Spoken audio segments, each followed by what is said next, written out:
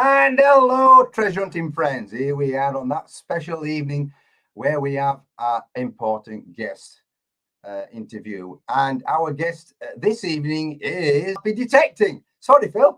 And down Suffolk. And I'm sure they have got some fascinating history down there. Wonderful spot to detect. So let's bring Phil on and let's have a chat about it. Hey, hello, Phil. Are you all right, mate? Brilliant. Right, what's your first machine you had then, Phil? That was a C-scope. That was 41 years ago.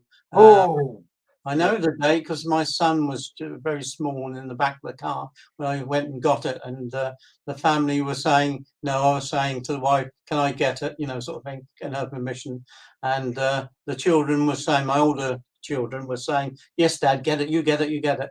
And so that was my first detector. How did you actually get into detecting, Phil? My background, I'm a scientist, so I've got an interest in, you know, sort of scientific things. I had an interest. It might be the history, Phil. It might be the history. Yeah, it would be the history. Coins. I had an interest in coins. Not a serious collector.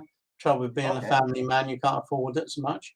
Never been rich enough, but so that was my first detector. Okay. And what do you have now, Phil? I've just actually acquired a Deus 2. Top machine. An Equinox 800 until very recently. I've had that for many years, 3 years.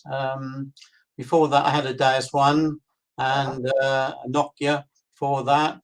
But my first serious detector after the C-scope, because the C-scope was a fairly basic system. My first real detector was a White's Classic detector. That was one with the black box, if you remember. Oh, yes. And I used that for a while. I did try a Garrett 250 more recently. When I changed jobs and moved areas, I sold one detector and then gave up for a while and then went back again and started off with a Garrett 250 for a little while and found it wasn't really cutting the mustard. So I went to the Deus. Then I actually tried a CTX for a little while, a 3030, Mine Lab. But couldn't really get on with it. It was a bit heavy going. I liked the Deus, but the Knox came out, of course, a few years ago, and that's right. I was really interested in the multi-frequency, hoping that would increase my finds. So I used that. And did you find it easier to use then? How long did it take you to get used to the Knox then?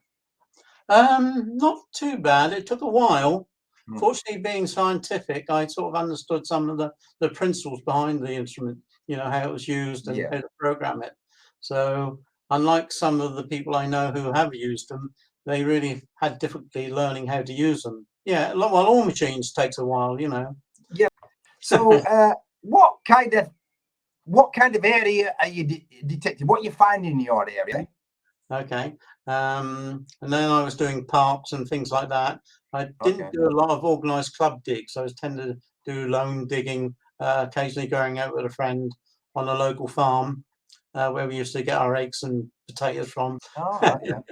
That was a way of getting onto the farms, of course. So I did a few around there. And then we moved up north to near Macclesfield, Cheshire Way. And I did a little bit around there. So my detecting's been a bit off and on, you know, sort of thing, depending on my career and time allowed. But I retired or semi-retired a few years ago, so I've been able to do a little bit more than what I have. And I started up this Facebook page called Happy Detecting. Okay, and I also have a website as well called happydetecting.com. So, you know, I prefer the organised digs myself because it's just a nice way of getting out and meeting other detectives.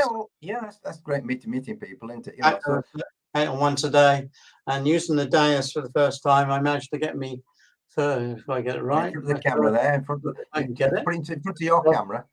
Yeah, I'll get in front of my camera if I can get the angle right. I cannot see, but is it Roman? Can you see Roman, isn't it? Yeah, it's a Roman. Yeah, Roman bronze. You can see it on the back as well. It's quite nice. That was my first Roman this year. So. Oh, was it? I don't find any Roman, unfortunately. they tend to be sort of Victorian and that sort of ilk. Well, Yes. what kind of other finds have you been having then? What A mixture. Probably the most recent, well, I say recent, it's about 3 years ago nearly now, was a Georgia IV sovereign in very good condition, Oh, that's nice. which was That's 1824. nice. That is, And I have another hobby, which is astronomy, which is quite expensive to get into. yes. So I've been funding that by selling a few of my finds. Oh, I see. Another recent find I had about a couple of years ago, 18 months ago, was a bronze pole stave. Oh, right. About two and a half thousand years old. Lovely. Unfortunately, I had quite a bit of bronze disease, so it wasn't perfect. Yeah, it wasn't perfect. Otherwise, I might have kept it. But, yeah. And have you got any other interesting things that you found then, or stories to go that you've had, no, just encounters or anything like that? I do advertise them on my Facebook page. So again, if people want to see what I've found in the past, I've advertised them there. See what you found.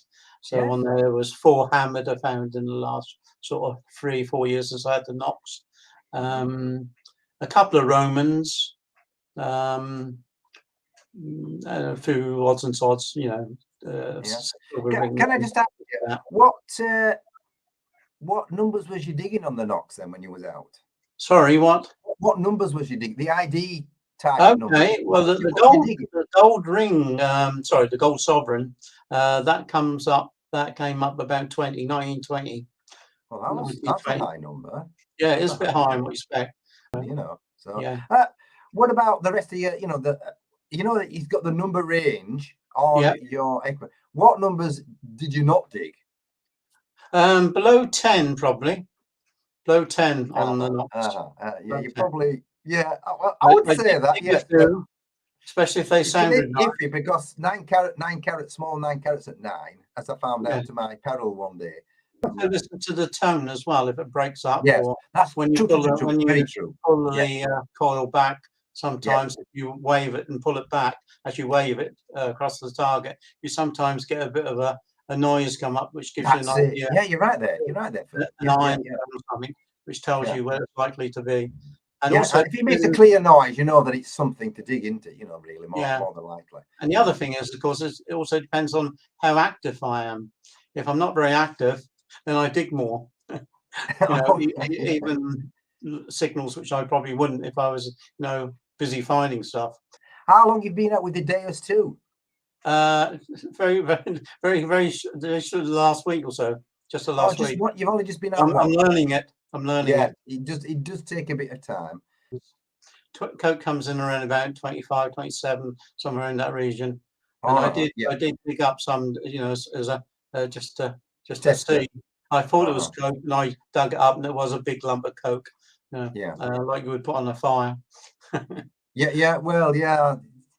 do a few of them. I dig, like today, I was out on the dig, and I got a very loud signal. I thought the sound must be a tin can or something. But actually, I dig down, and it wasn't. It was actually a pull ring, but it was still rubbish. But it wasn't quite as bad as I thought. No. If you can get it to notch out certain specific rubbish, then it just reduces your trash level, and that's what we're after, reducing the trash level of what we're finding in the ground. Because obviously, if you're finding more positive targets, it's going to be better, isn't it? It's did you get this? Is it just the standard coil you've got, or have you got a bigger coil with it? No, standard 11-inch coil. Right. Okay. Standard 11-inch coil. So I did try a bigger coil on my CTX when I had it. Which was a bit, obviously I was trying to get... it's too much because you need the strap and everything. Yeah, I had a strap, which helped, but I still found it a bit unwieldy. That was the other reason why I actually sold the CTX, actually, because it was finding very small stuff. So I was digging a lot more small bits and pieces, mostly leads that they were non-ferrous targets. So so they were good targets. That was a bit awesome. Unfortunately, I was spending a lot of time digging stuff that really wasn't worth digging. In the sense of that being valuable or historic. And how do you find the recovery speed on the Deus? And is there can you alter the speed on the Deus, or is it just one speed and that's it? I'm not familiar. No, with no, that. you can change the speed response on it. It's got 5 settings, so it's 5. Okay. Yeah. Oh, And that's something I've just learned obviously it today. depends on what you're trying to search. And now I search mostly farmland, pasture, or sometimes ploughed, but mostly pasture. That's what I prefer. And for that, obviously, you may want to try and go a bit deeper than the normal, especially if it's been detected on before, for instance, where you want to go a bit deeper.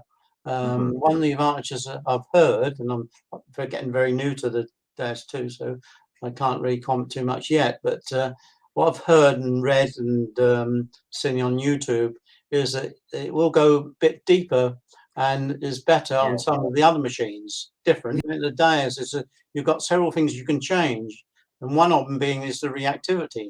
And some of these settings you set to 0 rather than go too fast, because if you set some of the settings non-zero, so they respond faster, the machine takes longer then to compute what was seeing. That's true. So I think you've got to have a fast. You've got to have a fast recovery speed between the two. So it depends on the ground that you're detecting on. So obviously, one of the nice things about the DAS is that you can program it to suit your ground. Yeah. So if you want to go deep, then obviously you can do that. But obviously you have to trade off certain other variables. Yeah. Some are better at beach and some are better in land. And I'm surprised they priced it like that, because I expect it to be a direct competitor to the Knox, and to be a similar price. Yeah, I'm surprised that Minelab haven't brought out a replacement for the CTX. Got to learn. Yeah, that's right. Look forward to that. What have you got? Any other finds to show us? No. I say I haven't kept most of them. I did have a coin collection which I sold several years ago now. My earlier finds, but no, things change unfortunately because of things are like had to buy a new laptop. Yeah. I recently got into astrophotography, which is quite expensive. So yes, I had to fund a few items for that. So no, I'm not a keeper. Some people said, "Oh, you're keeping," I'd never get rid of my first coin or whatever. But no, I'm not sentimental. I'm interested in the history, and obviously, gen it up.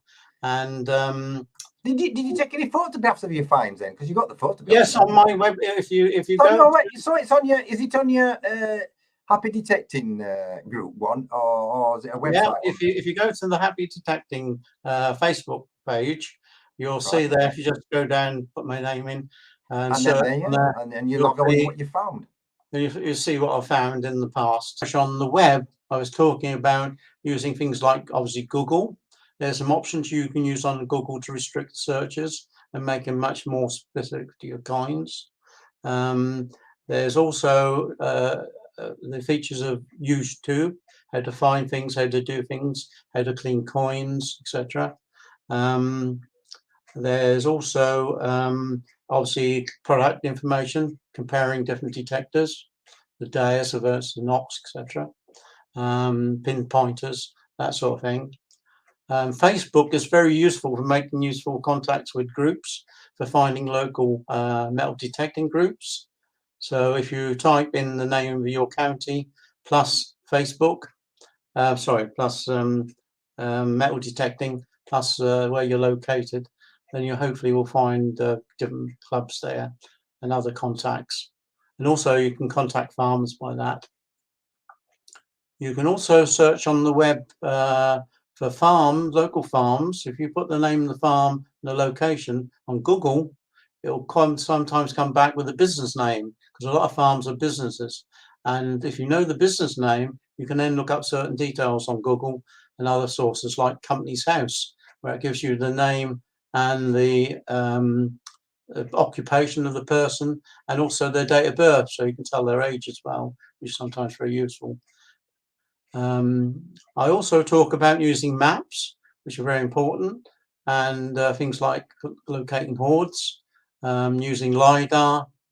There's a facility on there called ViewShed, where you can look at terrain and heights, because if you're going to build um, a mansion, or sorry, a Roman villa, you want to see the soldiers coming, so that will be built up in high ground. And view shed allows you to detect areas from where you are situated, say on a Roman road, for instance.